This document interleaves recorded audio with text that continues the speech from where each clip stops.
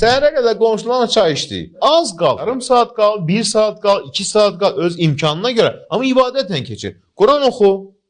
Quran oxuya bilmirsən, dua elə, zikr elə, namaz qıl, faydalı bir şeylə keçir. Hamısının şərtdirmi? Şərt deyil. Hamısını oyaq qala bilərsən, qala bilərsən. Sən öz imkanına görə. Yetər ki, o gecəni dəyərli səmərə keçir ki, ömürdən gedir və bərəkətdir. Həmçinin Peyğəmbərimiz s.ə.v ən çox etdiyi dua nə idi?